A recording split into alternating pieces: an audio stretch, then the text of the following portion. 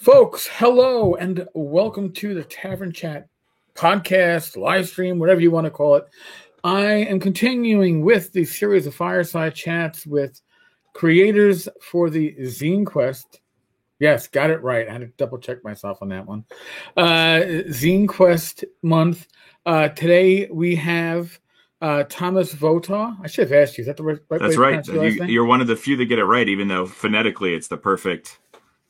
People are like a speed bump, right? They see it and they just get nervous and they try to push through it real quick.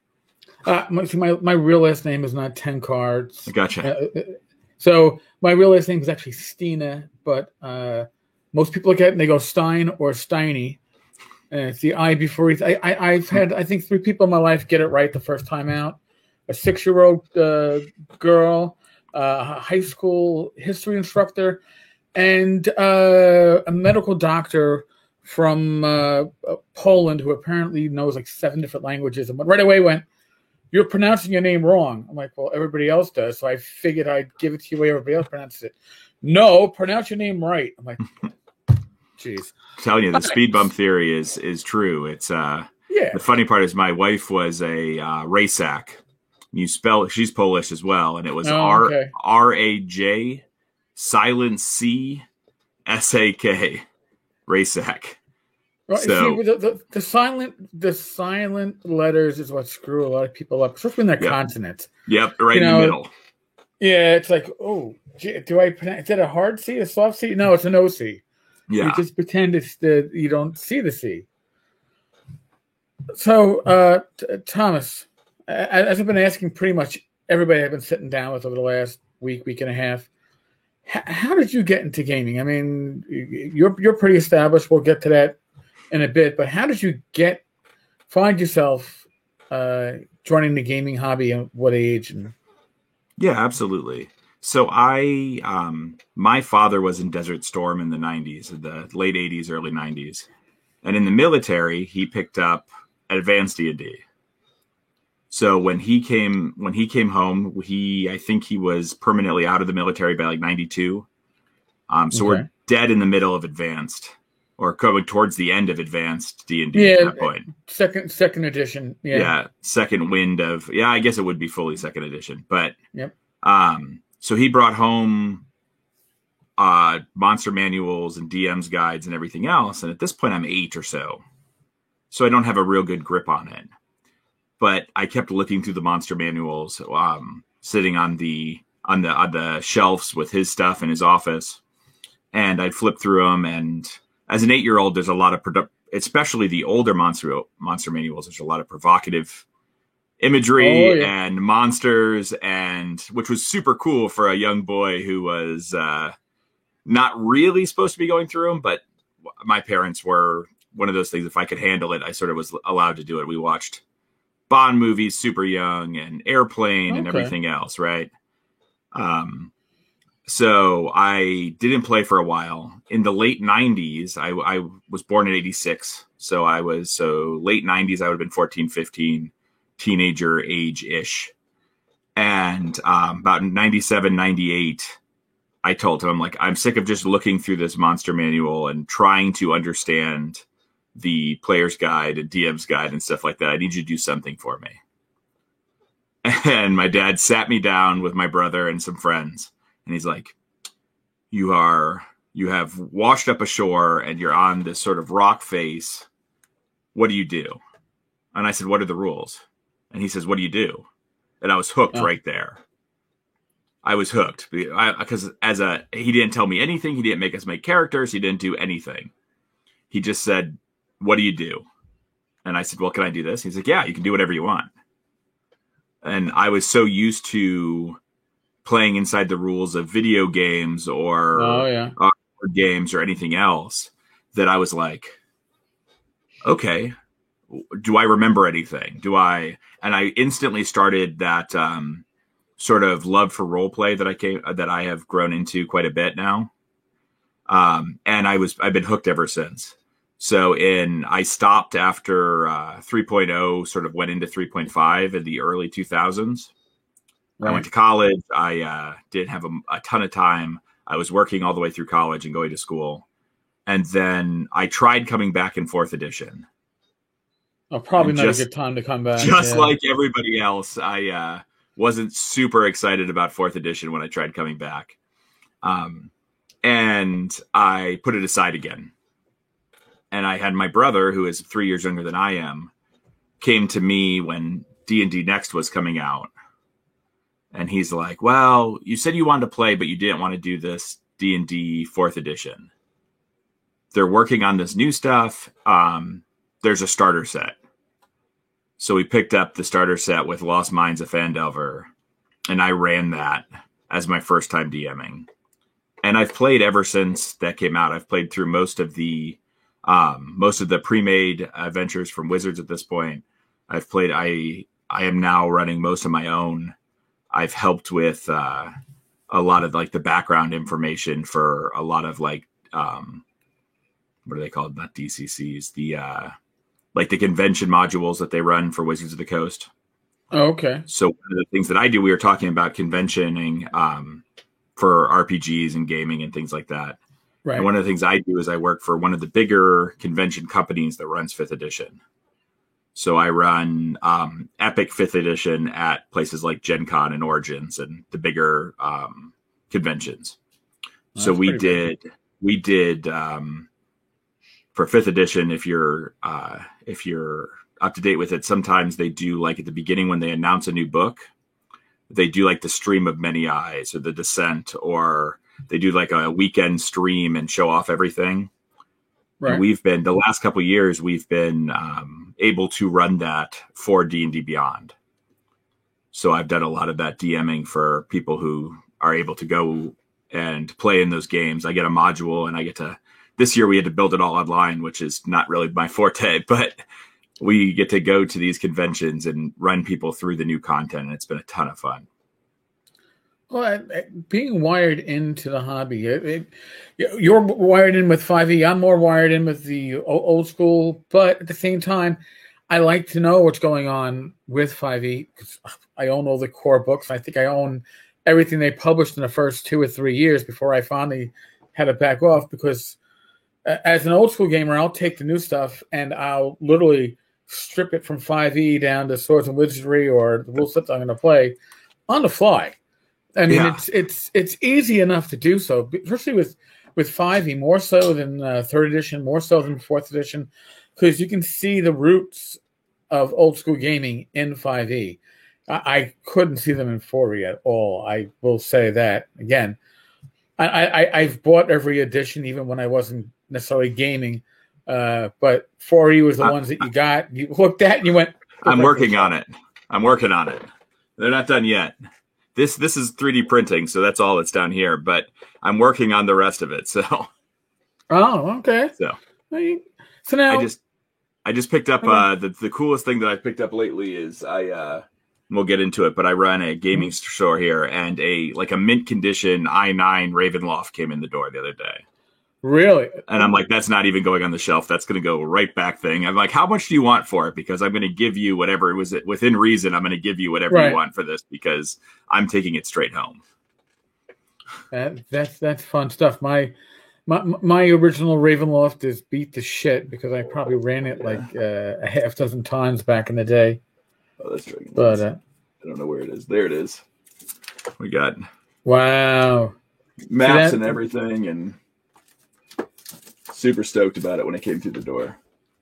See, I look at how I gained when I was a teen, even my early 20s. It's like, wow, if I'd only thought about how valuable some of this stuff would have been if I hadn't, kept track of the hit points in the module itself, in pen or pencil. It made no difference, whatever I had.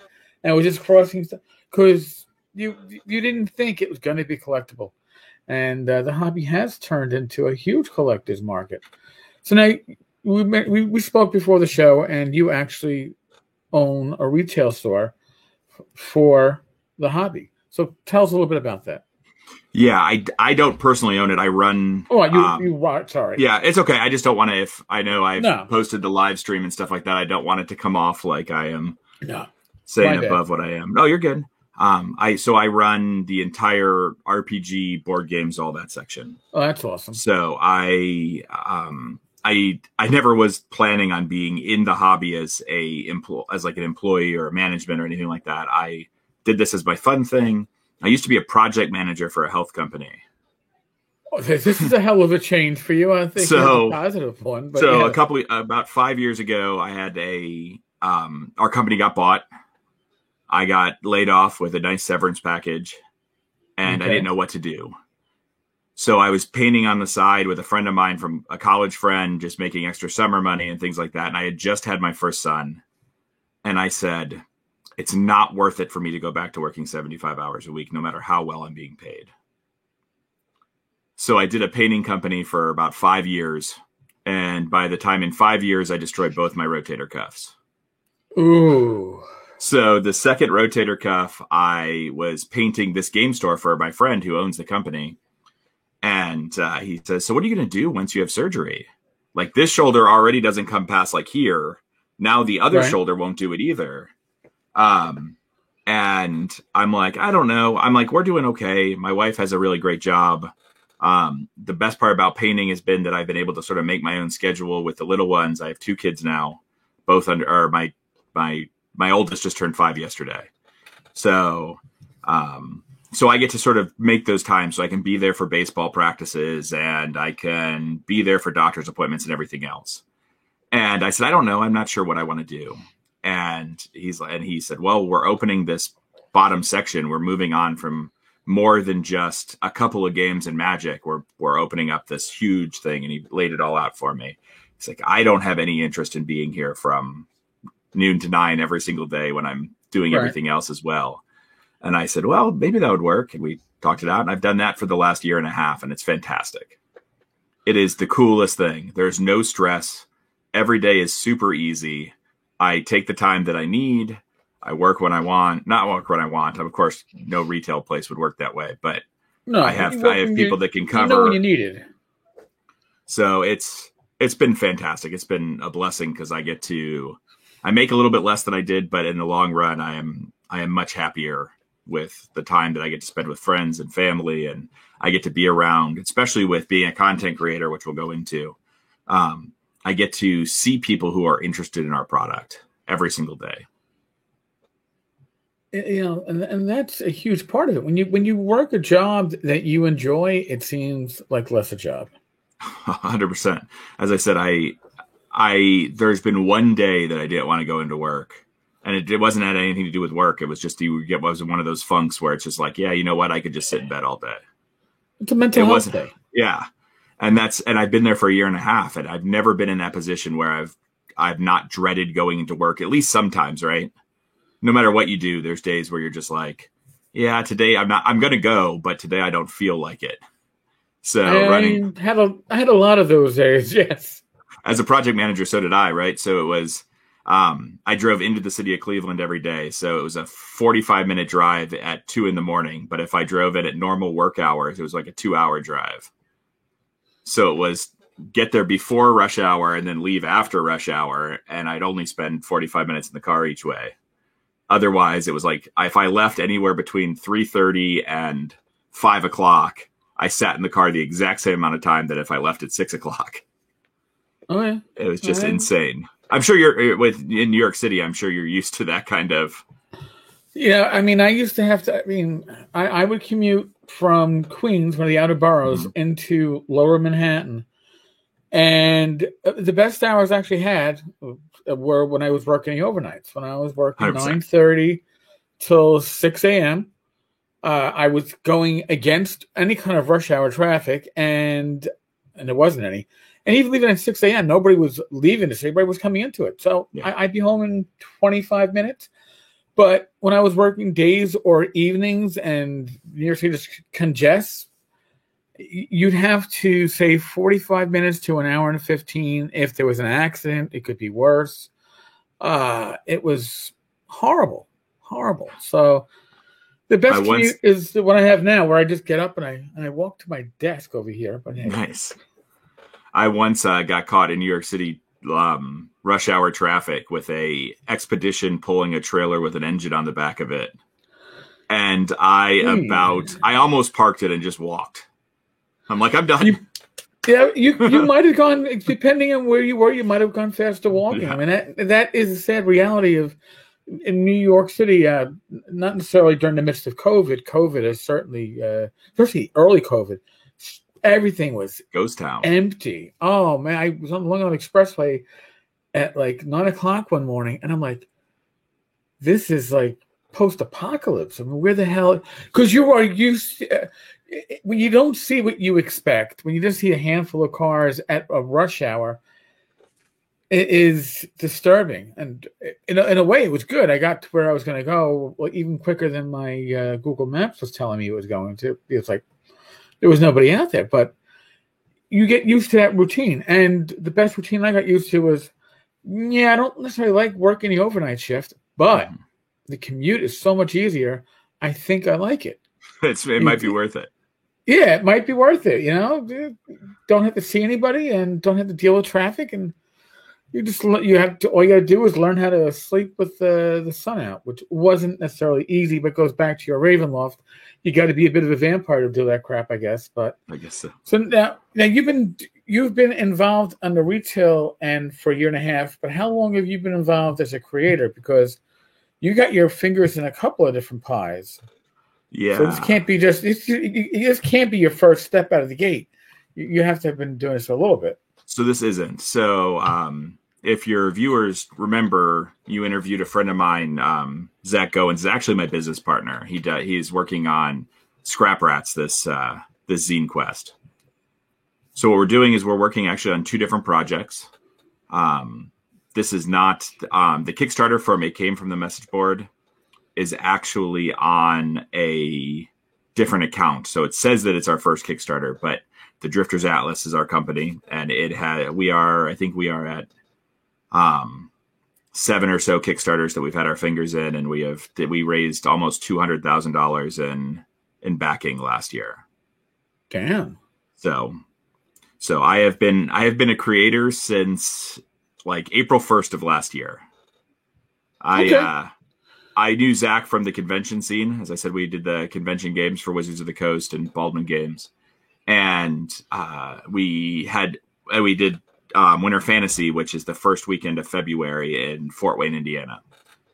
And we came home, and that's when things started hitting the fan with COVID. Things started to get bad and everything else.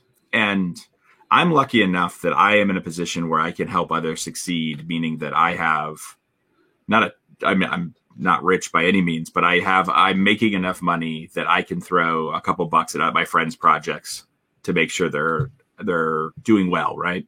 Right. My wife has a great job. I had a great job for a while. I now have a job that I absolutely love, and it doesn't matter what I'm making. So Zach posted a Patreon that he set up, and he said, I just want to write. He's like, I think I'm doing a very good job. People have been having me in as a writer. I want to do this for myself. And I said, hey, for $5 a month, it's a no-brainer for me to, hopefully I can help my friend succeed. Right. I throw away $5 a month on lunches or Starbucks or whatever it may be, right? You do that in a day. Yeah. Sometimes double or triple that in a day for things that I could have solved. So I said to him, like, absolutely, take it. Done.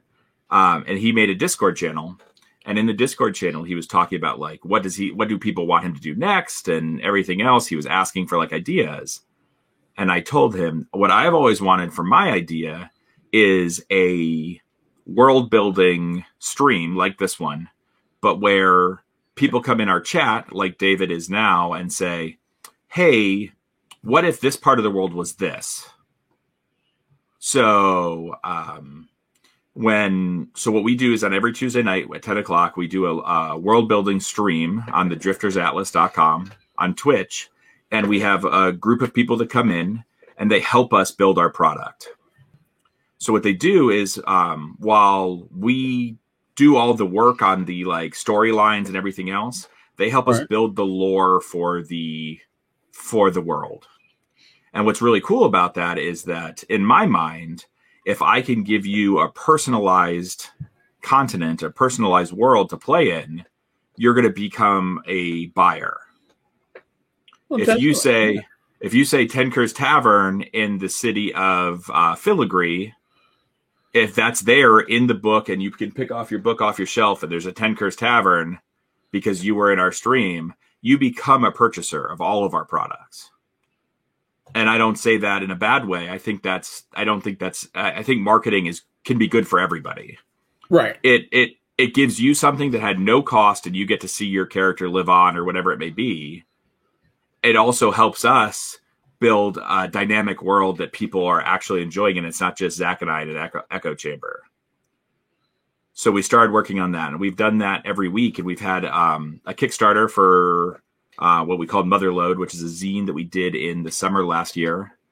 And it is the first adventure for Ostawin, which is our continent that we're building, and it is 1 through 3, and that did very well. It funded in 48 hours. Nice. So that was the first project we worked on together. Zach had a little bit more pedigree than I did coming into it, and he had some projects that were successful before that. And then this will be my third. So I am, as I said, I run a game store, and Brett is the one. If you go to our Kickstarter, it came from the message board. It's under Brett Hess, and Brett Hess is actually a customer of mine at Freedom Hobby and Games. And he had been running a campaign for the last 2 years in our store, a homebrew campaign that was like a series of interconnected one-shots that all came from the message board. So as the town grew, the players would go to the message board and see what the players in the town needed. And sometimes those players would be setting them up for failure. Sometimes they wouldn't. So I said, hey, I love this idea. I love the idea that there is a message board. It really feels like the city's alive at that point. Right. Because one of the things that at least I know I have a hard time with is building out from the main plot in a city, right? Because I know my players are chaotic. Herding cats. Every single DM knows that, right? Anybody who's DM more than 5 minutes knows that if you set up everything in a town, you've wasted 12 hours of your life because they're only going to hit 2 places and they're going to be gone. Right. Or they'll find the one. The one place that you don't hit. Right. That one. They'll find that one path that you didn't plan for. It's like, why did they pick that one? So yes. What happens if I crawl to the bottom of the well?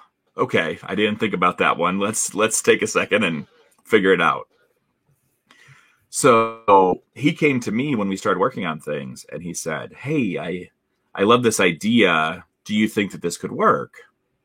And I said, well, the way we test this is Zach and I were talking about what we wanted to do with Zine Quest last year. And Zach was super excited about it because we're working on this sort of system agnostic 5e rules. So like a tier 0 rules.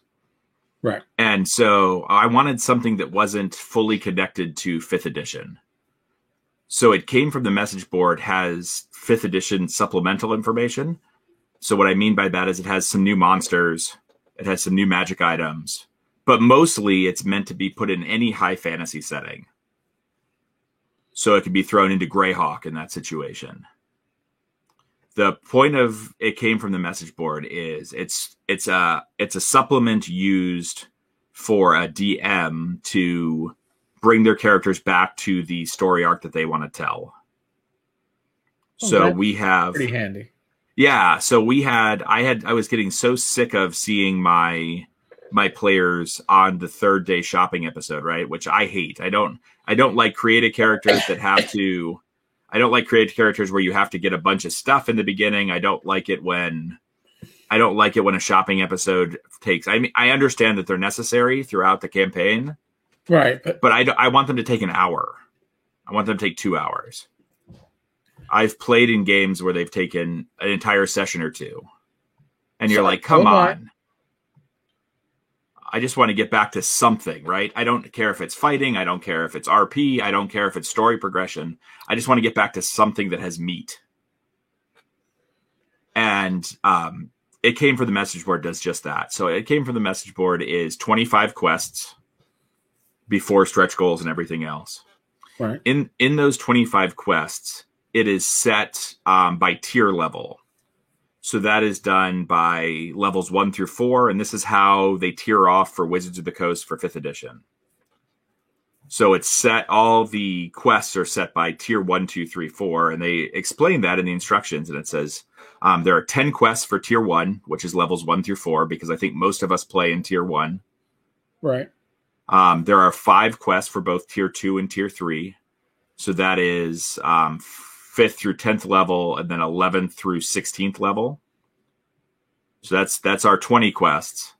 And then we have 2 quests for tier 4, which is 17th through 20, because most people already have a story told when you get to that level, if you ever get to that level. Right. Most campaigns seem to implode for one reason or another before then. And then there are 3 like role play quests. One of my favorites is that you've met this eccentric dwarf that's not allowed in the drinking competition anymore, and all of his partners have left him to go join other drinking teams. And he has put a message board out that says, "Hey, I know I'm looking for people to join my thing. I can give you this, this, and this, or I can introduce you to the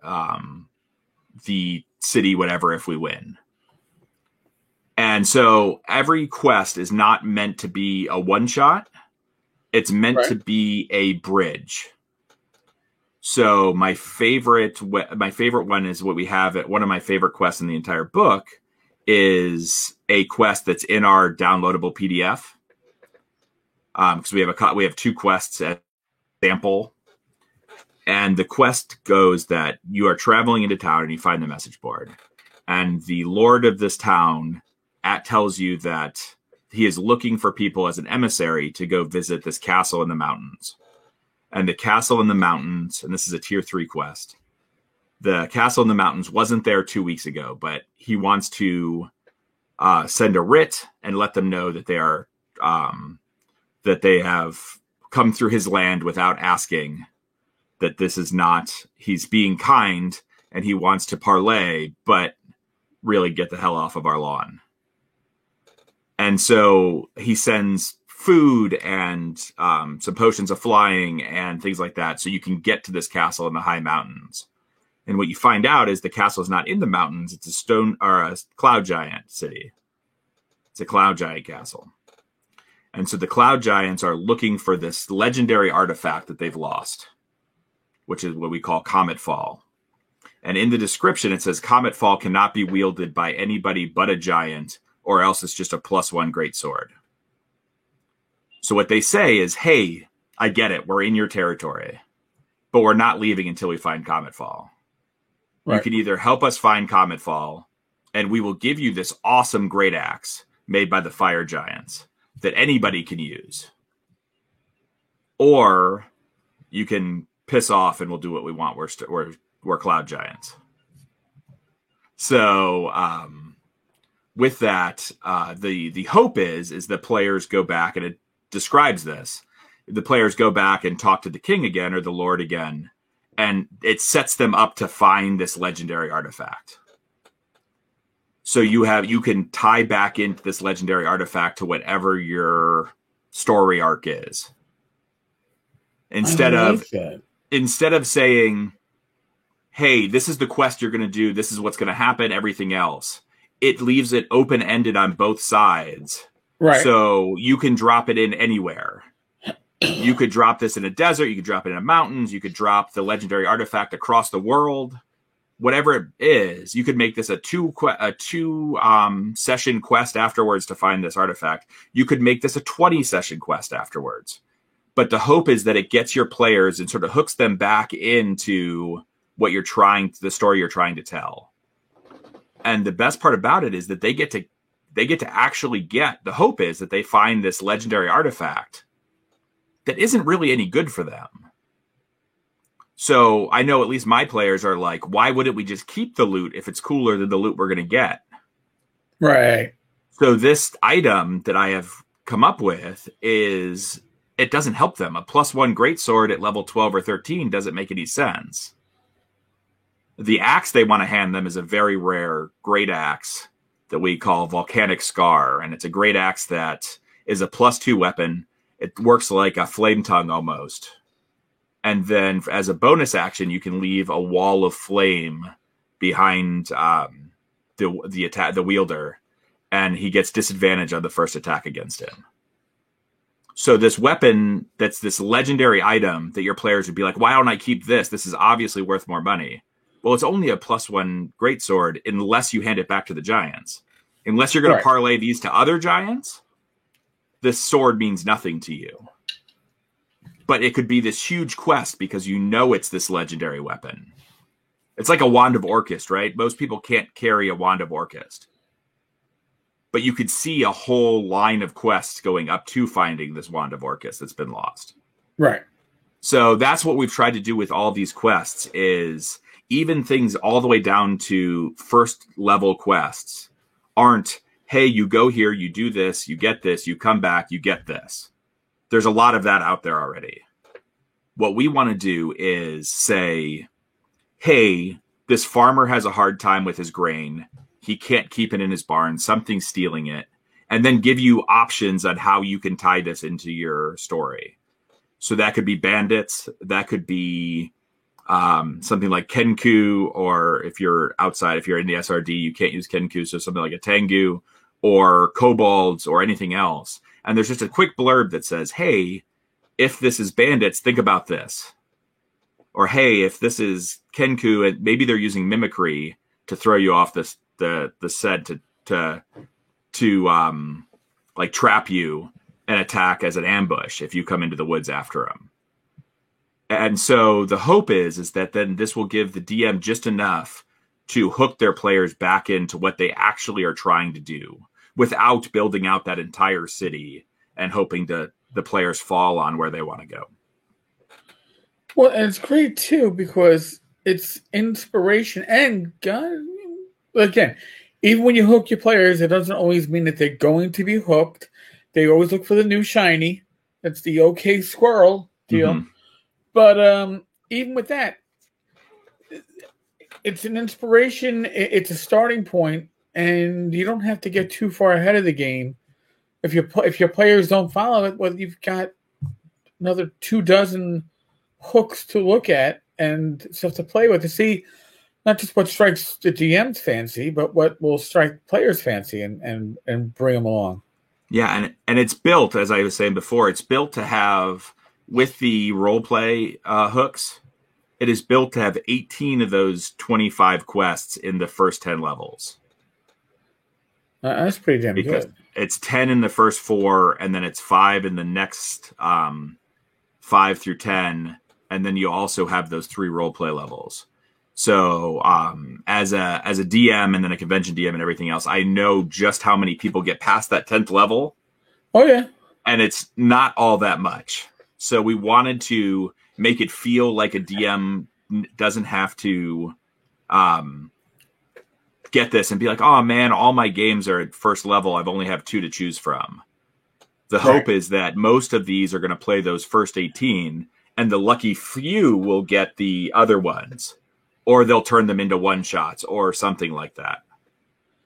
Well, that, or if you're an experienced DM, and you can usually change appropriate levels. You can up the power levels, down the power levels. I mean, I'm fond of DCC RPG adventures, but the power level for them compared to, say, Swords of Wizardry is huge. But converting on the fly, especially if you're going to take power away from something, if you're taking something that's meant for a higher level and bringing it down to a lower level, it's a lot easier than going the other way because the balance naturally goes down as you lower it, as opposed to going up where it becomes, did I just cause a TPK, or just as bad, is my party going to just walk through this, take no damage, and not even be challenged?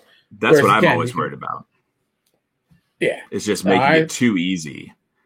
I know that if I bring something super heavy, I can always, if I realize halfway through the battle it's super bad, I can always cut some, or I can cut some HP if I brought in something that's super huge and I'm like, okay, maybe they weren't ready for all of this yet, right?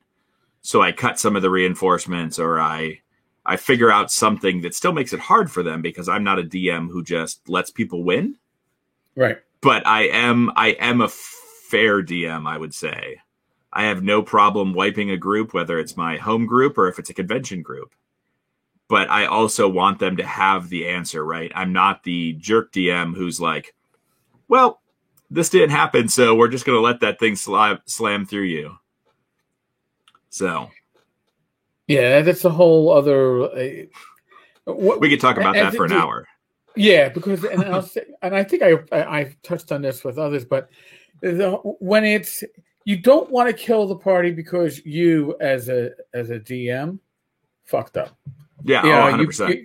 You know, it's one thing. It's like, well, the dice screwed the party. All right, but did the dice really screw the party, or did you have an encounter they could not reasonably avoid? You didn't give any hints they should avoid it, and it was overpowered, and you slammed them because that's not enjoyable for the players. And in the end, you might not have a group, so it won't be enjoyable for the DM. So yeah, I could do episodes on that, but yes. One of my favorite convention stories was a party that was split. I got some really bad reviews and some really good ones from the same group. And it's so funny to see. We were running part of Rime of the Frostmaiden when it first came out for D&D Live. And the convention modules are very, hey, railroady, you'd come here, you do this, you do that, and you move on. They have to be. Yeah, they have to be, because you are trying to give the same experience to not only everyone at your table, but every other table that's running it as well. Right. Because there's going to be another one that follows up, and hopefully everyone is close to the same experience when they go from my table to your table at a convention and then pick back up the story. We are going through the woods and there's mangled bodies, and it's an owlbear that's been led up to this whole time. And you have this lackey that's following you, and they say, oh, you need to move on. We need to figure out what you are sent here to do. And these people are like, well, we got to find the owlbear. I'm like giving them hints the whole time. Nope, you can't find the owlbear. It's too dangerous. You guys are level 1 or 2. You guys have to move on and figure out what you guys were actually doing, like through the NPC. Right. And they're like, and they were getting the hint, but they weren't getting the hint. So they're like, we see what you're doing there, DM, but we got to find the owlbear. Yeah. And I'm like, okay. So finally the NPC's like, I'm not sticking around. I'm not going to fight this thing. Last time I saw that thing from a distance, I peed myself. I can't do it. And so he runs away. And the players still trudge right on. And I described this giant black owlbear covered in blood and gore. And I said, well, it doesn't look like it's gore. And they're like, we're going to sneak up on it. We're going to start. And I said, okay. And I knew that it was just going to eviscerate this party. Yes. And I said to the first attack hit the druid because they didn't have anything in more than medium armor. Hits the druid and brings it from full life to almost completely like insta-dead in the first hit. And people are like, what do you mean it did that? And I said, well, Lucas, the NPC, told you guys multiple times that he's not going anywhere near that thing, that the task is to go over here. Right. And for 4 rounds or something, it just ran around this clearing, murdering PCs. Which was, and some of the PCs absolutely loved it. Like, yep, we walked ourselves in. That was us being dumb. It is what it is. And then 2 of them were like, he didn't give us a shot. I'm like, well, the shot didn't come in the fight. The shot came 40 minutes before that when I told you there's no chance. You know, and I'll say, and I would like to think that most old school gamers would pick up on the hint and go, this is something that maybe if we were higher level, you'd come back. But obviously we're not ready for it because balance in old school games isn't as, I don't want to say formulistic, but there is, I guess, a formula for 5e to make sure that your encounters are relatively balanced and there's a progression that goes. And yes, obviously the dice and random chances go into affect it, but you should have an idea. And I think that some of your players there were stuck on the idea of they would never give us an encounter that we don't have any chance against. Yeah. No. Fifth edition is definitely balanced towards success. And it's Okay. so the reason, and we talked about where I started, the reason I love fifth edition isn't because I love fifth edition, the system as well. I love fifth edition because I run Adventure League and I run convention play. And I can get anybody playing fifth edition in 45 minutes. Well, there you go. Because you can get somebody from 8 years old to 80 years old understanding I roll 2 d20s and I take the greater for advantage. Right. I roll 2 d20s and take the lower for disadvantage.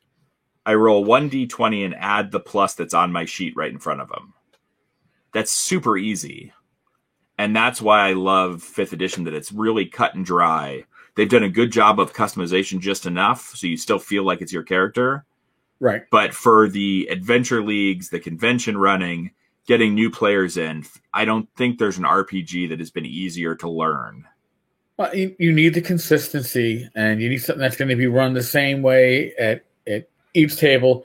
In theory, when AD&D first edition came out, it was supposed to bring that consistency to convention play that the original D&D and Basic did not have. That certainly didn't happen, because the first thing groups did was take out the rules that made no sense to them.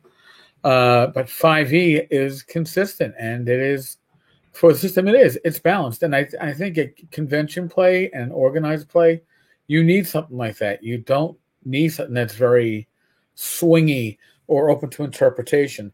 Old school gaming is certainly not made for organized play.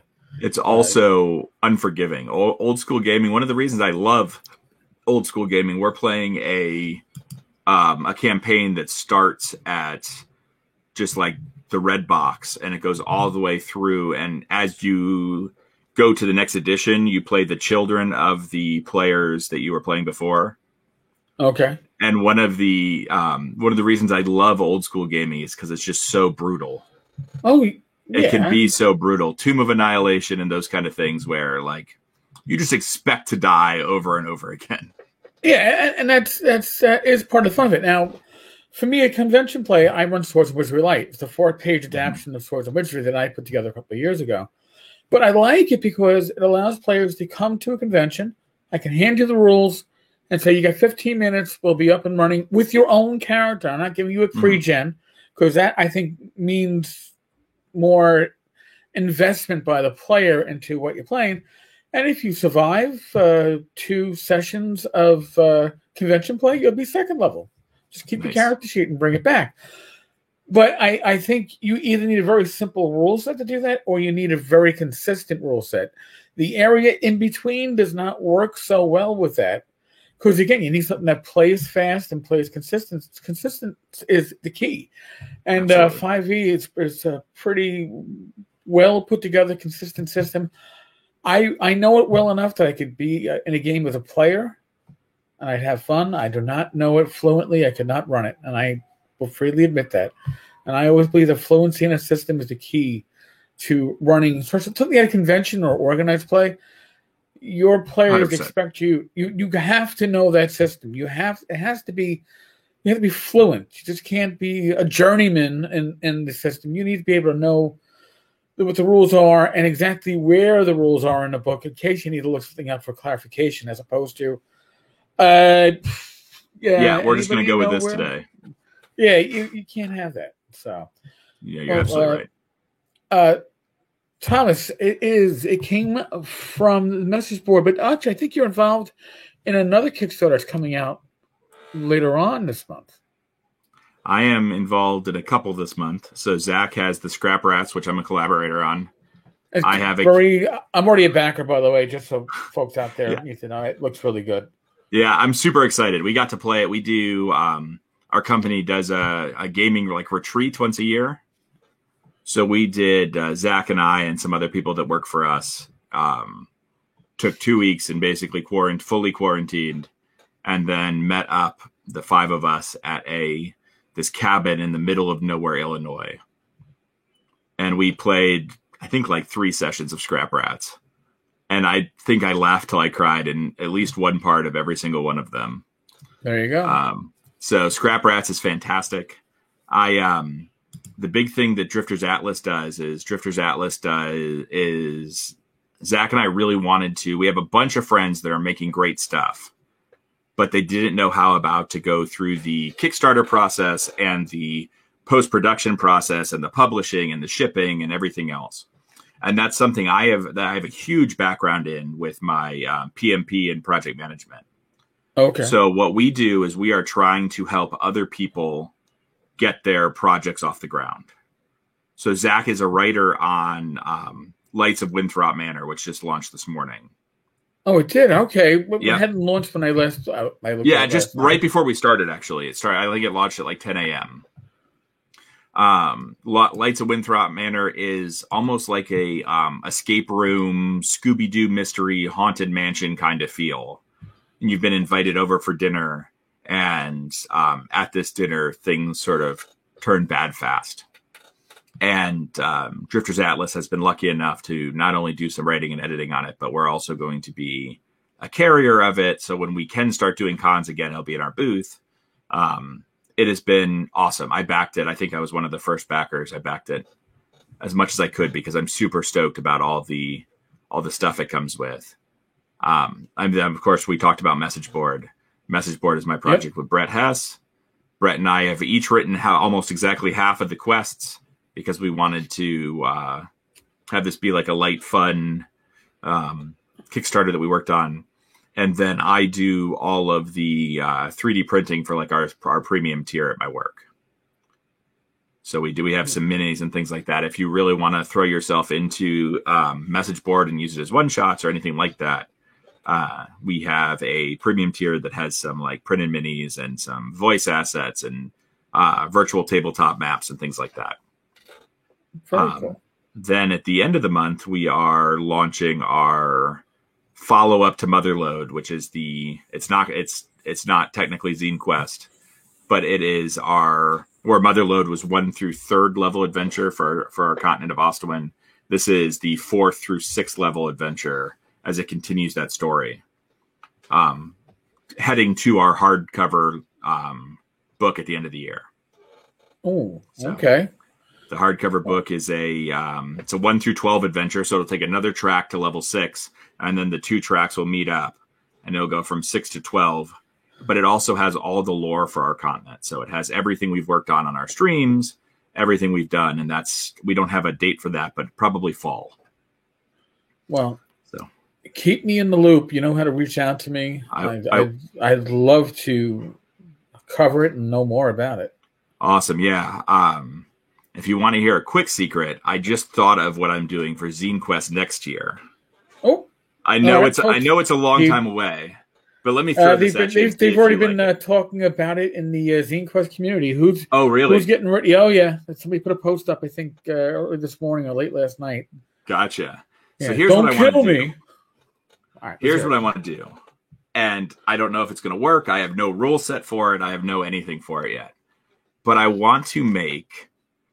You are a player in a town, and it's going to be our class 0 rules, our commoner core rule set. Right. You are a person in a town. It's going to be a single player RPG. You can play it with multiple, but it's going to be set for single. You have an heirloom. You have a sword. You have a teapot. You have a cauldron. You have something that you procured. Either you have it and you don't know you have it, or your family left it to you or something. And the word has gotten out that you have this valuable item. So people come knocking at your door, and at first they offer to buy it. And then they try to steal it. And then you realize that you have this valuable item, and you have to build the protection around this item. So the idea is that you are the person building the dungeon, and the adventurers are coming to take this item from you. So as these waves sort of come, you'll have tables in your zine that show you like, I build a moat outside of my house outside of town. I build a hole in the basement and take it back in. So basically the hope is that by the end you have built a dungeon and you're trying to stop adventurers coming in. You've become the bad guy. You've become the person that is guarding this loot of whatever kind, and these adventurers are coming in to get the loot from you. And just it's silly, but I feel like it could be a fun play. Well, it's almost like you're going to play as a player. You're going to be playing the role of the DM, and the DM is going to be reversing the role as a player. Yeah. Yeah, you know what? That could actually work. Have you ever played the game Boss Monster? It's a I own it. Game. I own it. Never played it. So the idea of it is that you are playing. So I'm playing against you, and you're sending your adventures through my dungeon, and I'm sending mine through yours. And the hope is that I can build a better dungeon than you can before you lose so much points, basically. Okay. So I'm thinking like reverse engineering it. So you are literally building out this dungeon, and after you make some rolls, then the players come with another wave. And as they come, they get better and better because you're getting more and more gear too. Because if your dungeon kills a group of adventurers, you now have everything they had. Right. So now you're hiring maybe thugs to guard your house. You're you're building a moat. Maybe you're making this something else. So it's literally at the very basic stages.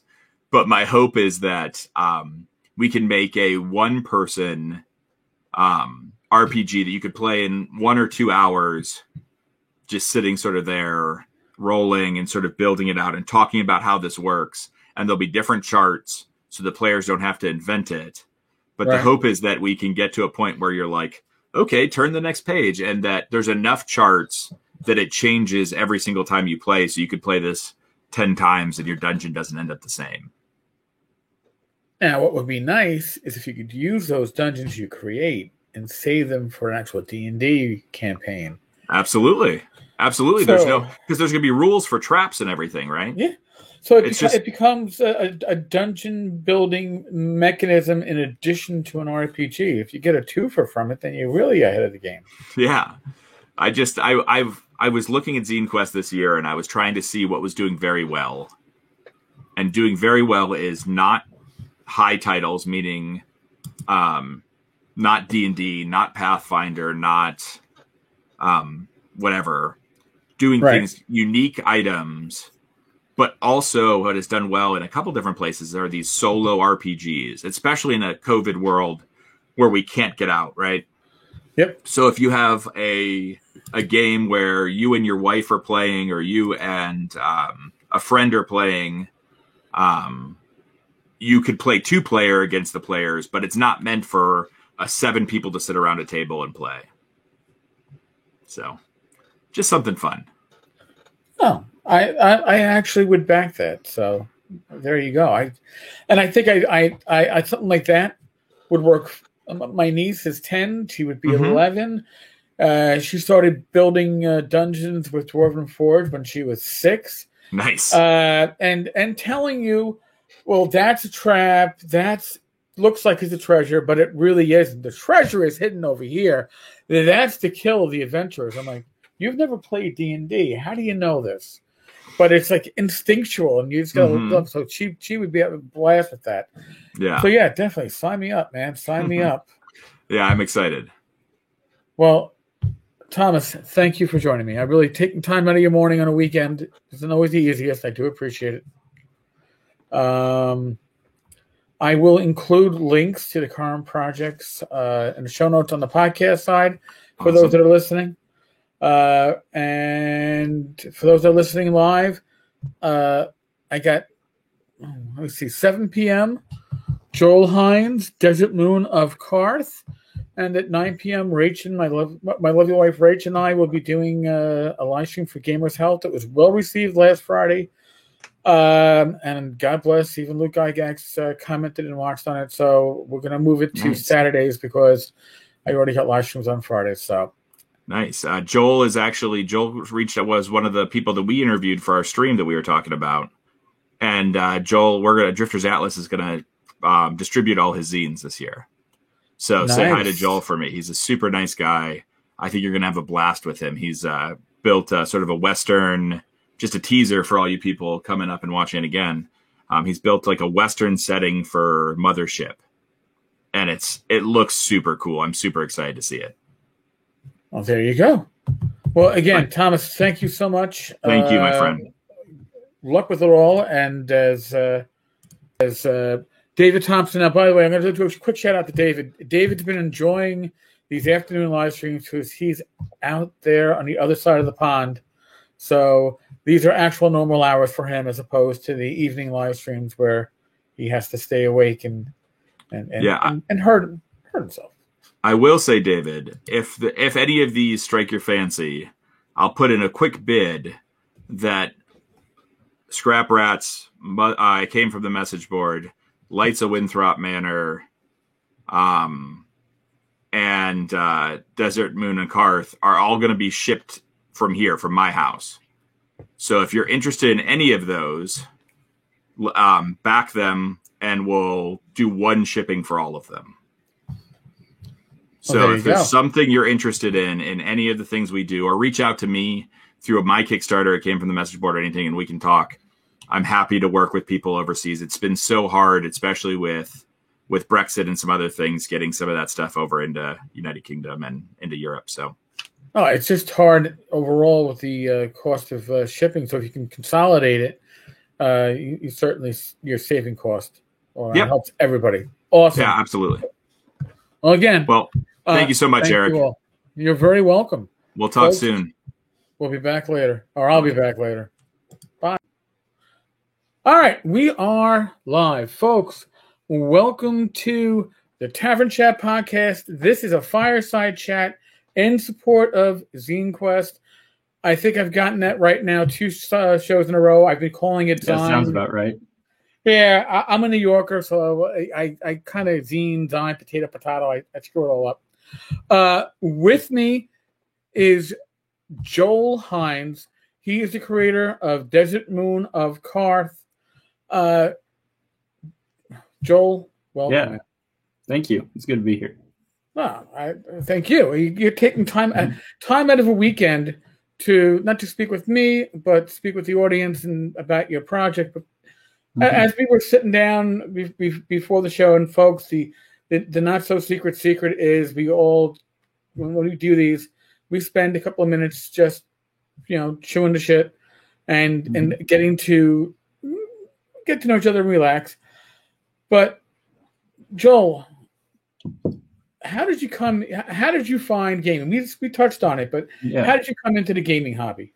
Sure. So this was, I guess, elementary school. I tacked on a couple extra years we were discussing, but I just I must have seen something in like a magazine or heard about it.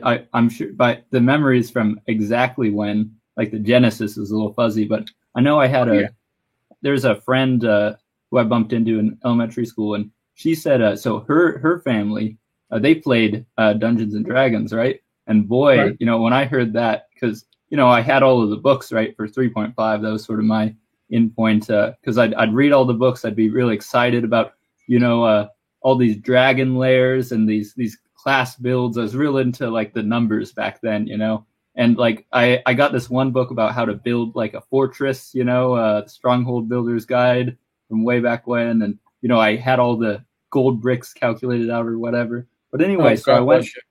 Yeah, it was too much. Wouldn't do that today for sure. I've still got little papers with scrawls. I think it really helped my math back then for sure. I think it helped all of our math back in the school days. That and our vocabulary. Definitely. Really picked like Vorpal for sure. And so I went in and went over to their apartment, and they had a regular game going, and I think it was second edition that they were playing, which for me, right, I've been reading all these 3.5 books, so I come in and they're doing something way different, right? It's sort of more old school, little like the rules are lighter, and I thought it was really cool, but it felt like a sort of a real sort of like strange like magic experience, right? Because they're going in and bestowing upon these like ancient rules for me at the time, and saying, all right, so we're gonna go and hunt the dragon, and we had some plan, like we were going to set up some booby traps, and I threatened some guy with a dagger. I was a wizard with like 3 hit points. and that was a heap of fun. And I didn't really run into gaming that was that enjoyable in a sense, because I did a couple one shots where it was like 11 and in the game shop until I guess college. I got into it again, and that was a lot of fun, and more so post college near the tail end. Yeah, I think there's an evolution to it, and I know in my case, I was more interested in. I was, if it was D&D, I was the GM. Other game systems, others to step up, but yeah, people in my group were like, "Oh, we're gonna play D&D." It's got to be Eric, and I became more interested in campaign play as opposed to, when you're first playing, like you do a lot of one shot, might be with the same characters, but you're not worried about how your characters get from one location to another. Yeah. It's almost like watching a sitcom where we can run the episodes in any order and it doesn't matter. It might be the same characters, but there's no real connection. And as we got older, as same group of friends from high school through college, as we matured, and I think my game matured, it became more campaign based, where let's see where we can get the characters to. Are they going to make connections in the world? The world becomes more real, I think, when you do that. But yeah, definitely. So now that's how you got where you are now, I guess you could say. But you're not writing an adventure here for D&D. No, right? You're writing it for Mothership. Yeah. So now, how did you come across? I mean, some people never leave the comfort of D&D and its different editions. Some people spew all over the place and pick up everything. I was that way when I was younger, because I could learn a new system like that. Just pick it up real fast. And now, as an adult, I can't learn many new systems anymore. They've got to kind of fit what I already know and just be an evolution upon it. But how did you find Mothership? Sure. So it's sort of a, I guess almost like it started. So I wanted to get back into D&D sort of post college. I just, I'd had a lot of fun, and it wasn't something I spent a lot of time in. So I started a campaign. I got all the 5e books, and that was great. And I ran a couple sort of Eberron 5e games because I thought that was a cool setting, and that was a good time. But I did run into a lot of the sort of prep work was a bit much. You know, the statistics on all of the monsters and making sure it's balanced, and then as you know, 5e sort of has a more of an epic power feel to it. And so I stumbled across when I was looking for sort of good intro, like one shot, like D&D adventures. I was on like DM's Guild, and they have some cool ones out there. Like I think Wild Sheep Chase was one of the sort of interesting, well-made ones for 5e. But then I came across some sort of more old school stuff, like for reference originally, and then I discovered there's this whole sort of OSR sphere. And when I came across that, something sort of clicked. Like, you have that subreddit, and I just, you know, I'm sure you may have done this in the past. When you find something new that's interesting, you just sort of I dived really deeply into it. I read everything, all the like different blogs out there. I went and, you know, read a bunch of the books and the systems, and I went back and forth for a while on, you know, how to get into it. So looking at basic fantasy RPG, because it was a cheap and sort of a good, pretty solid basic one. But then I decided to go for it. Yeah, you were gonna. No, I was about to say. Yeah. When you bring up basic fantasy RPG, that's Chris Gonnerman. You can grab that on Amazon. It's damn near at cost. I did $5 for the $5, and the supplements, the adventures, the material for it. I think I have everything that was out until about a year and a half ago. I have to check my. I guess I have to go back to the Basic Fantasy site and see what else is released. But it's great value for, and it's, you know, it's a work of love, it seems like, and that seemed really solid to me. But then I finally decided to go with Dungeon Crawl Classics RPG because as my main one, and there was sort of trade-offs with both. I like the simplicity of the other, but as someone who'd come from like a 3.5 background, some you of you like the crunch, you like the numbers. Yeah, a little of the crunch was all right, and the zaniness, the wacky sort of 70s flair of it definitely appealed to me. So that was my sort of first step into the game I ran, and I had fun. I ran a bunch of funnels, and a Hot Springs Island campaign, and then I wanted some sci-fi after that, and so I got into Stars Without Number, which is wonderful. I'm running a game right now. I love it. It's tied. It's up there. It's one of my favorites. Kevin Crawford did a great job with all the rules that he has out, and his fantasy rules are coming out. They were kickstarted. Yeah, prior. I saw that. He's got a great system, and again, when you're talking about doing it for the love, does Kevin make a profit off this? Yes, but he gives back so much. He does. And he makes value. He makes value, but even with his Kickstarters, like the art that you when you're supporting one of his Kickstarters, you're significantly, it's top-notch art. Yeah. And when it funds, and after it's published, the art he releases to the public for the use in other commercial projects without fees, and that is giving back to the community, because it means small publishers like myself, who have all of like 3 products out before. And others starting out like you have these resources that you couldn't afford on your own. You wouldn't have the connections. It's super useful, and all of his stuff is so valuable to generators, the sandbox material in any of his games that he's got. And the other thing I've taken, which has been sort of an inspiration going forward, is I don't mind social media as much as some people, but I don't love it, right? And I like what he had to say about I don't know, Twitter being cancer you give yourself or something, and that I don't have one of those. I've got too many social media forms already, and I'd love to find that balance, right, between sort of being out there as a person and just being hidden behind the person who makes just someone who makes good products. And I think that's sort of a balance in as you're moving forward in a RPG career. I think Kevin has certainly found it. I mean, over the years, he's a little more of a hermit than me, even in terms of my blog's been around for like a dozen years. He's commented over the years on the blog, maybe a half dozen times. I couldn't even tell you when, but when he did, I was like, "Oh my God, it's Kevin Crawford!" Yeah, because it's like seeing a unicorn.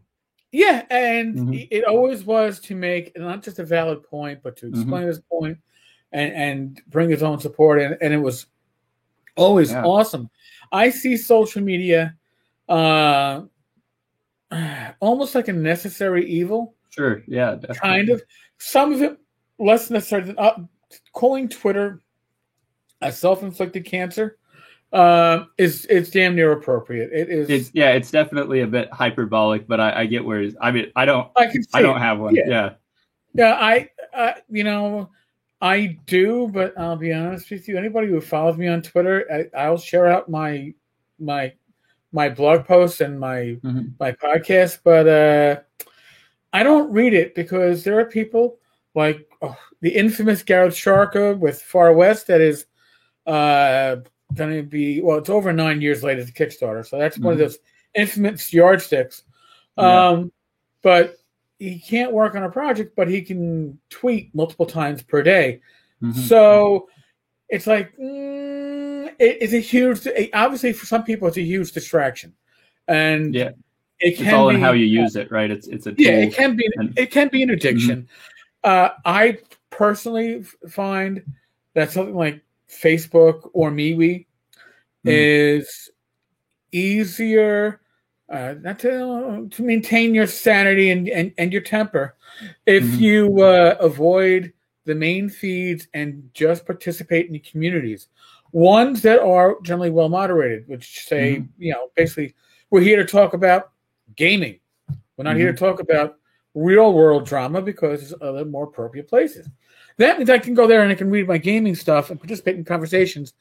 And if I might get pissed off about whether THACO was a positive or a negative to the game when it was introduced, but I don't need real world issues coming into it. I deal with that in the real world anyway. I don't need it in my gaming, and I think that's part of the issues that people have with social media, is that it amplifies a lot of the negatives, and I think there's just a way that you can focus it to focus on the positives, and Mhm. usually that's well moderated groups. I'm not talking about ones that are heavy handed, just groups that have a theme. And if you go into Gamers Uncensored, well, you know you're going into a shit show. If Yeah, you it's go not gonna into be. Mhm. yeah, if you go into a group that says whatever, no politics, no real world issues on like the main page when you log in, then you know what you're going to get to. You shouldn't be Yeah. surprised in those situations. And I think that's the Oh. way. Go Yeah, ahead. I think it's definitely I think the type of conversations like could be important and could be valuable if had in a nuanced way. But I think with strangers on the internet, that it's definitely in a large scale type thing. It's not the place I want to have that type of discussion. I'd prefer a sort of small community of people on any important topic. But the internet's got its pros and its cons, right? And I think it's incredibly valuable, and also has its downsides. Incredibly frustrating, and you gotta find your best path through it. And I find it, if you find a path that is, the weeds are removed and it's a defined path, that's great. If you want to hex crawl your way through the internet, expect it's going to be an adventure. It's going to be an adventure, and there's some difficulties there. You'll probably suffer a TPK along the way, but it's to be expected. Yeah. I guess the internet's the one place you want to be on Rails. Huh? Mm-hmm. I never actually thought about it that way, but yeah. Yeah, there's a blog post right there. The internet on Rails adventure. Yeah, God, I'm just talking about social media. You want your social media on Rails, because when you go off the Rails, it is like it's like throwing first level characters into a sandbox built for 10. Mm-hmm. The power curve is just unwieldy. Definitely. But so you found the OSR, and DCC of all things, my gaming group. Mm-hmm. Like when I looked at DCC with the beta. I looked at the beta and I was like, I hated it. Mm-hmm. There was something about the beta rules that were just they didn't resonate with me, and it felt really, really awkward. And then I took the plunge when the full rules came out, and I got it and I read them, and I had that same magical feeling I had when I first read my friend's first edition DMG. It spoke to me, and it was magical, and it was new, even though I'd been gaming for years. And although I will tell right up front, I've never. I understand the arcane spellcasters. I have no idea how divine spellcasters work in DCC. Years later, I couldn't. Yeah, I couldn't. Yeah, I can't come up with it right this second. I'd have to flip to the page. Yeah, but I ran DCC. I ran funnels. I ran it first. I ran a couple of the regular adventures, and what my group came down to was.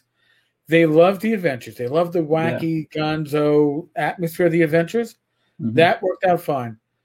They didn't like the system. And they didn't like the system. It was mostly the spellcasters that didn't like it. Because if you're coming from 3X or 2E or 1E, you know what your fireball spell is going to do. Yeah. And the damage might swing a bit, but you know the basic effects of your fireball. You're not going to have your hand shrivel into a crab claw suddenly. Right. Or you don't, or your spell is not going to be suddenly like, it's going supernova and be a small nuclear explosion at the location.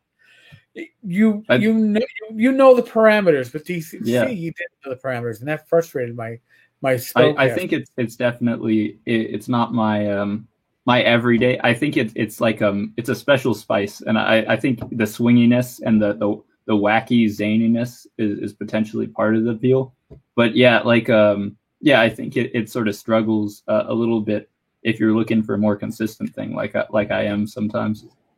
Yeah, I think it's a game that I've played it at conventions. I played with Doug Kovacs running games multiple times, and the great thing about Doug is that he's always been playtesting rules for Goodman Games. But then you find out afterwards. Yeah, he was playtesting like new setting rules, but not using any of the material he was presented with. So he was winging it as a playtest. Oh yeah, Doug is amazing like that. And he's a great artist. Mm-hmm. Yeah, but, definitely. They've got some great stuff.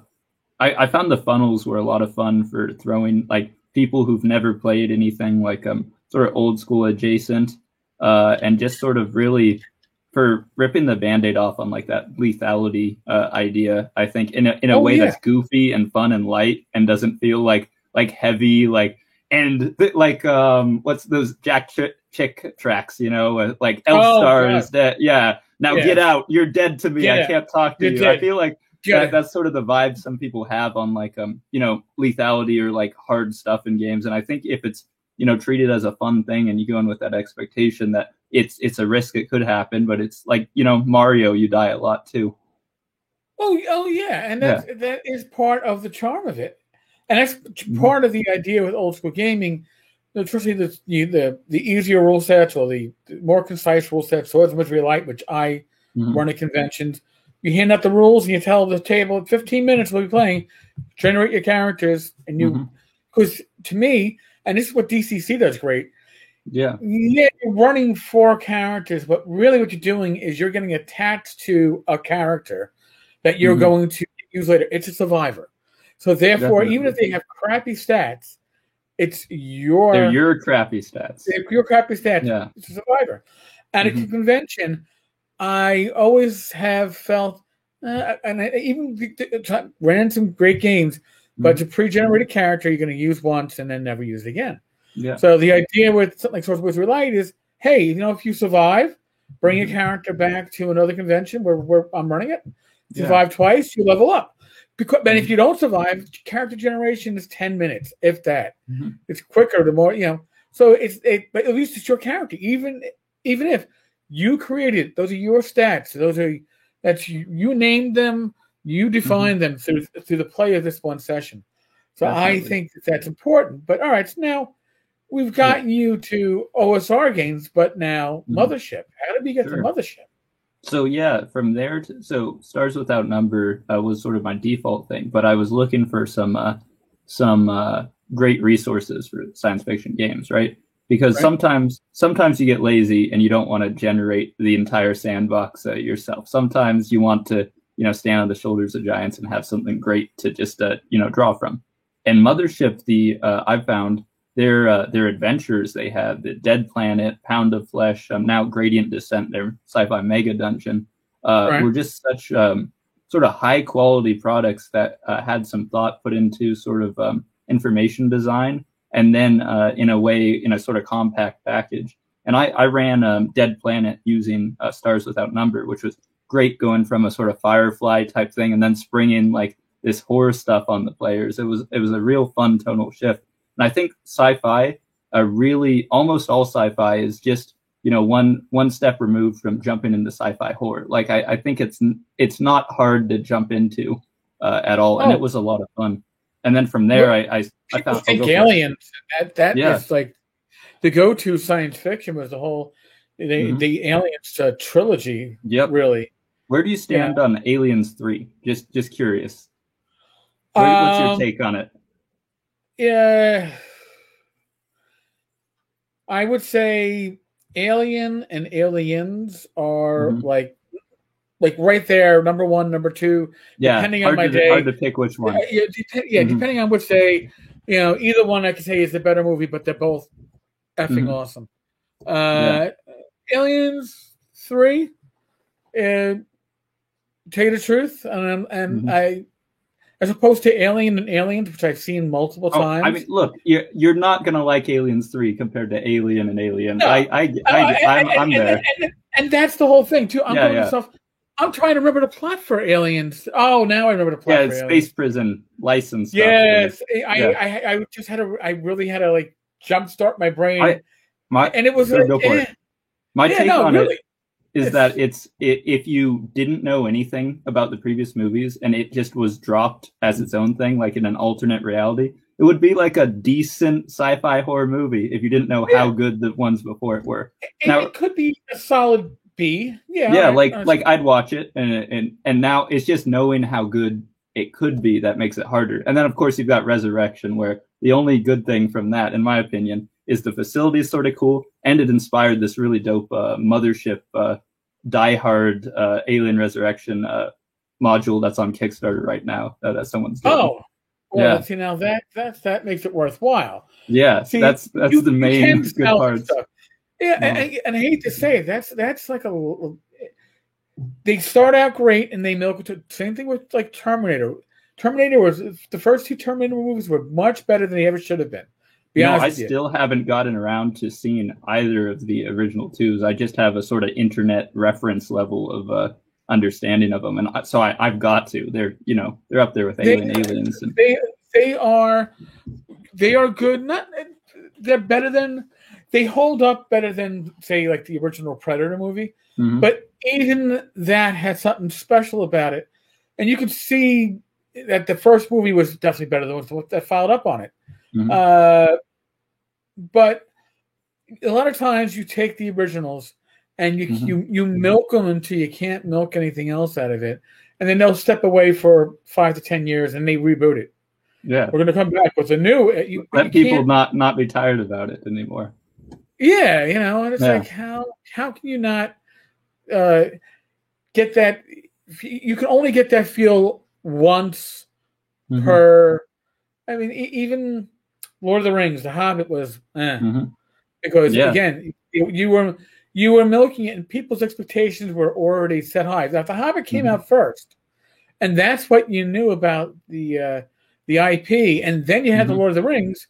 Then The Hobbit would have been seen in a better light. But The Hobbit followed, and you're kind of like, I recently, just last night, not to get too deep. I guess it doesn't matter. We can go on whichever tangents. But the Hobbit, I saw somebody cut together, and there's been several versions. They cut together one film about 3 hours and 45 minutes from the 3, and it looks pretty good. It is basically the plot of The Hobbit, so it cuts out a lot of the extraneous, filler stuff. And because within those movies, when I saw it, there's a number of scenes that really stood out, and real excellent performances and stuff mixed in with a bunch of, video game garbage.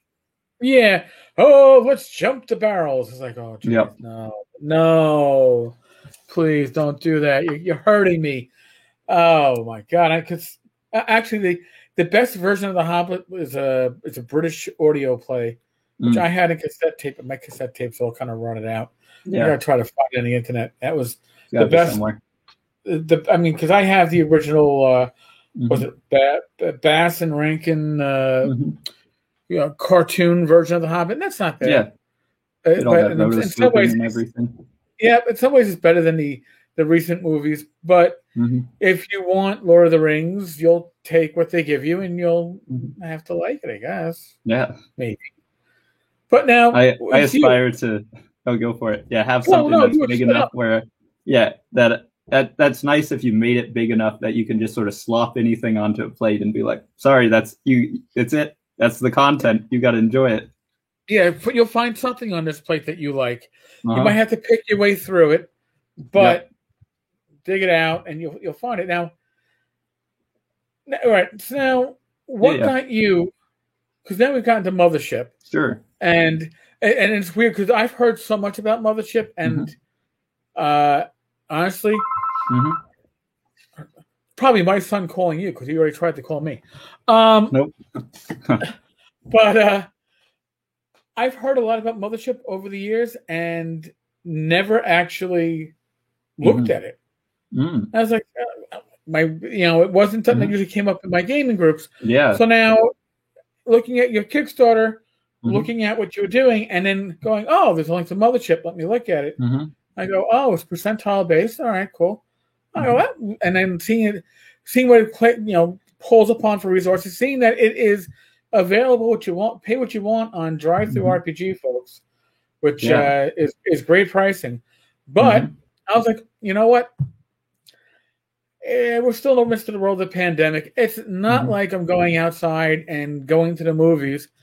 So I ordered myself a paper, a physical copy, because as much as I love PDF copies for use on my iPad, there is still something that's about a tangible book that is something that you kind of go, I really want. Definitely. So now, so I'm I'm not going to put that into my Scene Quest expense report of blowing my budget already. There's already, this is the side budget of cool system research. Yeah. Who knows what I might be running. But what was your take on the system, and then I could sort of share sort of my experience with it. Listen, I looked at the PDF for all of 2 minutes and went, I can already tell that the writing's going to be atmospheric. I'm going to wait till I get my Dead Tree copy. Oh, there you go. So it's coming in the mail. It's coming in the mail. So I didn't look at it much beyond. Gotcha. It looks like this. Just how sometimes you can tell with how rules are written. Yeah. What the feel is going to be. Yeah, you can know if it's going to be like 400 pages of tables and references and right, which is good for some things. It could be for sure. I own DCC.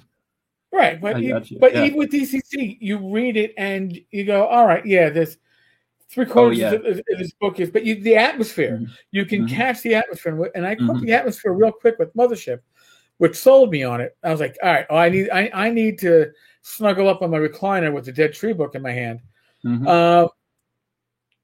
Is that what reached out to you? Was the atmosphere, or was it the system, or was it both? Yeah, I think it was originally. I'd heard good things about the adventure, and I'd seen it was.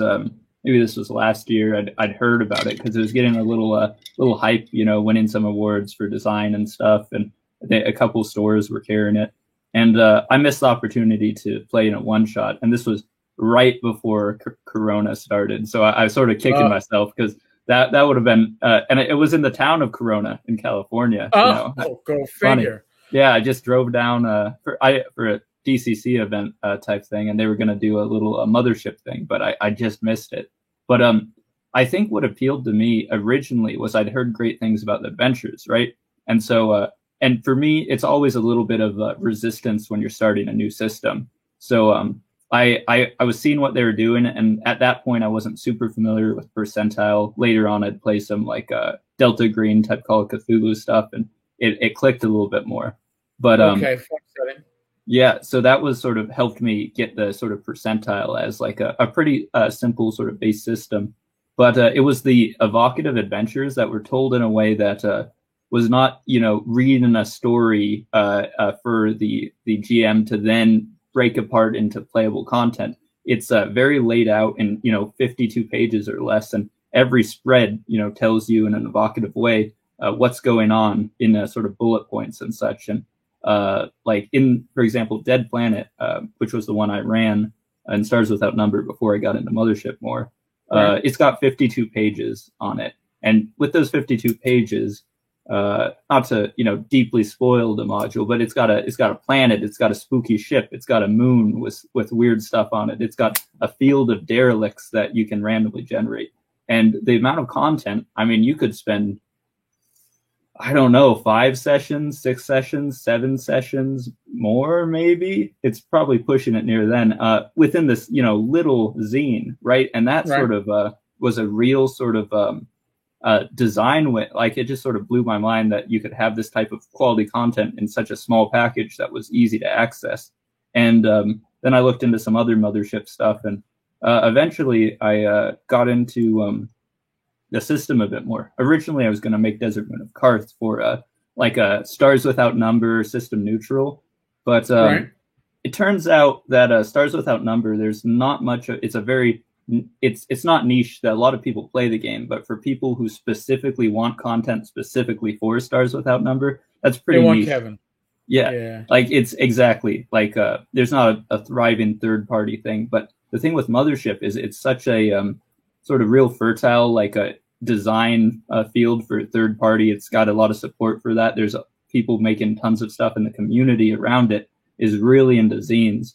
So that's sort of what made my decision, and it sort of was a useful decision because it helped me sort of focus in a little bit on going for a bit more of that horror angle, while sort of maintaining that sort of sandbox Western adventure vibe I was going for from the start. I think the Western theme fits sci-fi very well. Oh yeah. Because and not just because of Firefly, but Mhm. it's that whole the idea of these new frontiers and the unexplored worlds, and that was the Old West, and a lot of that was where our Americana comes from. That the Old West is kind of like the American folk tales, as what Europe had for the Middle Ages, and they have their stories about, you know, King Arthur and the knights and trolls and giants. That we have the American West, and that is our the stories we hear are often fictionalized accounts of reality, and I think that it's something that converts well to science fiction. I think the mythical nature, like the fact we're thinking spaghetti westerns, filmed in Spain and stuff. Oh yeah, and we're thinking, and there's all these sort of Western sort of tropes and such that are not based in reality, right? They're not historical films. They're not necessarily, documentary. They're mythical sort of trope heavy films that are some often sort of, based. You've got other genres like, let's see, like the whole, what am I thinking of? 1 second. The sort of the cowboys defend the village, right? Like Seven Samurai style, like that. That's a classic type thing. Or in The Mandalorian, they did that too. And it's sort of like you mentioned. It's like larger than, and it's the sort of tropes and stuff. They sort of can transcend the sort of setting, like the sort of historical American one. And you can, like you said, put them in space, and they work great. And then you throw in a cowboy hat, and some stuff for just it feels some of the vibe. It feels comfortable, whether it's the reader or your players, your audience. They feel comfortable because sure it's science fiction, it's in outer space, but we know these Western tropes. We know the man with no name, Clint Eastwood. We've watched The Magnificent Seven. We've seen this. So and it transfers better to science fiction than it does fantasy, because fantasy comes with its own tropes, whereas science fiction tropes are kind of like it can be anything, and you can make it science fiction. Definitely, I think it's very very interesting. I also like when you do something in a science fiction format as sort of I think frees you of some of the constraints or baggage that you might have in like if you're doing a more like historical type thing.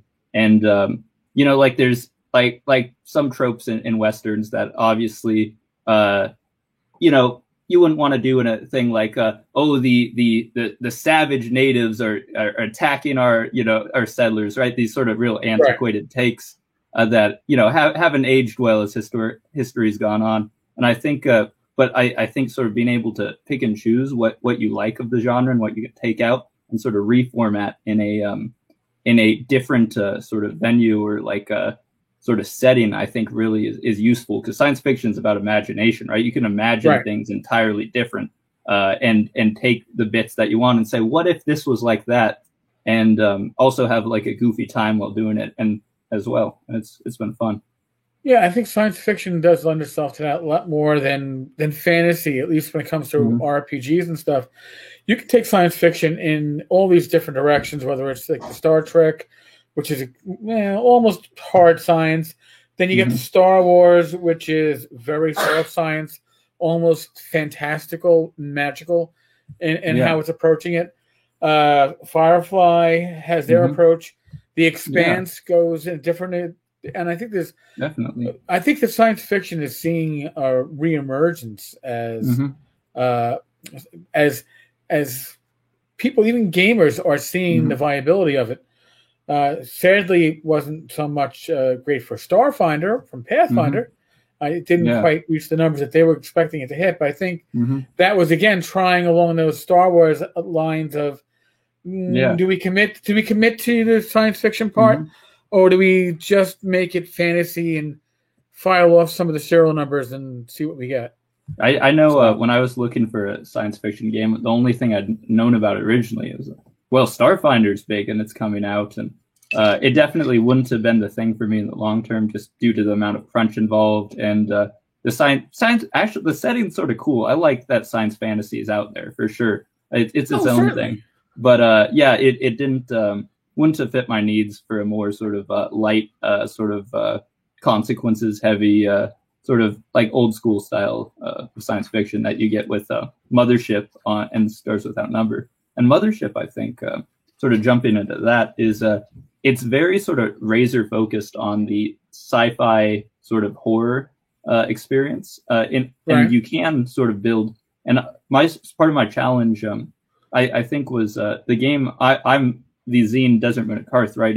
It's not strictly a horror zine. There's horror elements in it, right? But it's also a sandbox adventure. There's danger, and there's some of that Western sort of faction dynamics going on with it. Right. And I think it's an interesting design space to be in. And I think Mothership definitely could have some more adventures in the future from other creators. Because if everything's constant, like Alien all the time, right? Then, your space truckers, they're not going to be surprised when the next derelict they come to, they're like, oh, let's see, is it going to be a deadly fungal disease? Is it going to be space zombies? We know it's something, right? So if it's something that is a little, just dropping the pedal off of the accelerator a little bit, I think that's really useful for building a campaign with long-term sort of play in a sort of harsh sci-fi universe. So now since we've been talking about that, and it sounds like a really great zine, but how many play sessions do you think the average group is going to get out of it? Sure, I think it's really hard to sort of guess, because it's definitely something. But I can give some assessments, right? So there's about like 10 very detailed locations in it, sort of similar to Pound of Flesh, right? Each one will have about a spread, and there's various factions associated with some of the locations who interact. You've got the sort of Boomtown and a lot of people in there of Larstown at the base of the space elevator. And there's also, I think with the moving parts, there's a number of interesting dungeons that they can interact with or not as they go. Right. I think you could hypothetically have a whole campaign set only on Karth if you wanted to. The whole place, it's a tiny moon. It's only 167 miles in circumference there. But I think it could be a really interesting and sort of tight sandbox where everything's sort of interacting. You'd probably be sick of it by the end of the campaign, but you could squeeze a lot of mileage out of it, I think. Well, see, because that was the feeling I was getting between what I read on the Kickstarter and talking to you now. I was like, wow, this sounds like you're going to get a lot of value out of this, because it seems to be a sandbox with a lot of nice inspirational pieces to it. So it's more a series of it's a situation and a series of situations for folks to interact with.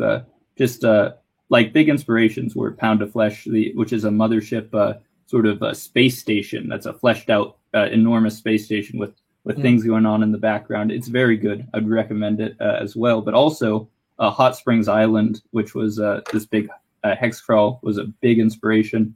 And Ultraviolet Grasslands to an extent too, for the point crawl mechanics and the weirdness. Now, before we wrap up, I'm going to ask you a question, because I've been dealing with a lot of, obviously, Kickstarter creators, and this is your first Kickstarter. What do you think? What's been your biggest challenge so far with the process with this Kickstarter? What's been your biggest challenge? I think the biggest challenge has been when I was creating the thing, trying to figure out a framework for what it is that I was trying to do. Like originally, I was thinking, okay, I'll make like a 300-page book. It'll be a hex crawl. It'll be, hardcover. It'll be easy. And it turns out that's not easy. It turns out that's a lot of writing. Those are very expensive, and that would have been a whole thing. So I kept on paring things down and just doing research to figure out exactly sort of how I was, like the form this thing was going to take. And as the form has taken more and more shape, it's got easier and easier. As I learned about sort of the format of Zine Quest, the Kickstarters got easier, and the content in the zine itself, Desert Moon at Karth, has also got easier. As now that I have the structure, when I was filling it out, it was easy. It's just sort of placing the requisite sort of interesting characters, situations, strange treasures, and stuff within that skeleton. And definitely, once that was there, it was easy. Or easier. Easier, right? Yeah. Kickstarters are never necessarily easy, but Yeah. I'm glad that this one seems to have a few hiccups, and I'm glad to see that it's been a good experience for you. For most people I've talked to, it's been a good experience, and I think that with new creators, having the limitations that Zine Quest puts on you is good, because it kind of means you again, we kind of discussed, you can't go off the rails. You can't. You got to stay within the parameters. It means you can't get too crazy with what you're doing, which is probably good. You can get crazy once you have one or two projects behind you. Then you know what the process is, and you can go off on it a bit. Well, damn, folks, definitely. Desert Moon of Qarth. I believe. I believe that I am backing. I'm trying to find the damn tab on the right hand side. Probably got a million open. As I do the interviews, I go, all right, I guess I gotta close this tab. So you can back for a print on demand, for PDF print on demand, which you will then pay the cost price plus shipping, or you can get the Fancy Zine and PDF copy. And Fancy Zine is Mixam, folks. If you don't know the printer Mixam, if you've gotten anything from Phil Reed, I think Phil Reed's been their best referral in the last 18 months. And all the Mothership first party stuff. I think that's their default printer that they use. And so if you're in the United States, it's going to come out to be like $19 shipped, and I mean that is damn awesome.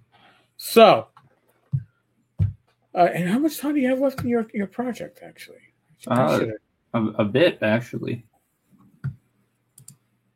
You got 9 days left. Yeah, so folks, it's going pretty well. Don't wait 9 days. It's doing well. Wow, you've got almost 850 backers. Yeah, they're coming out of somewhere, but I guess I'm doing something right, or just getting real lucky with them. No, I think it's going to be a real good project. I expect to see more from you. All right, here's my last question, and you can answer it or not as you see fit. Okay. What's the next project in the works here? Yeah, I can sort of discuss that a bit, I guess. All right. So, assuming that this goes well, right, that there isn't something I haven't accommodated for that will like wipe out all the money from it and just be a whole headache. So, assuming that doesn't happen, right, then I'd love to do a sort of spiritual follow-up, a similar sort of region sandbox called, I don't know, like Tide World of Mani, sort of inspired by like Kevin Costner's Waterworld as like a sort of touchstone, I think, because what's more different than going from a desert type spot to more of a ocean place with weird sort of post-apocalyptic stuff going on, maybe sea bases. That's sort of where I'm going for. I think that would be cool and definitely interesting in a different way. Very nice. I like it. Well, again, you're the reason why I picked up Mothership. Obviously, I'm back in the Desert Moon of Qarth. And now, after talking with you and with one or two others, I'm really tempted to go back to my my bookshelves and dig out all my stuff from Kevin Crawford. I've backed, I think, every Kickstarter he's done. It's all good stuff. It's all good stuff. I need to go back and start rereading that stuff for inspiration, especially his tables. Folks, definitely. Zine Quest. Did I get it right? Now I just corrected myself to get it wrong. Yes. I don't know what the right way is. I've been saying Zine Quest. You're probably right. It should be Zine Quest unless you've never seen a magazine, in which case it would be Zine. Oh, a magazine. Yeah, see, it's magazine because it's a zine. Yeah. It's zine because it's a magazine. But if you didn't, magazines didn't exist, it would be a Zine. Yeah, right. That word. Yeah, all right. Yeah. In any case, potato. Quest, yeah, Zine Quest goes on for the rest of the month, folks. We're in December. Sorry, we're in February. December. I'm really losing my mind now. Folks, there's been a series of fireside chats here. some great creators, some great projects to back. Please do so. For those that are listening live, I'm going to be back at about 9:00 with my wife and my lovely niece Shannon, and we're going to be talking a little bit about how going to school via distance and in person differs.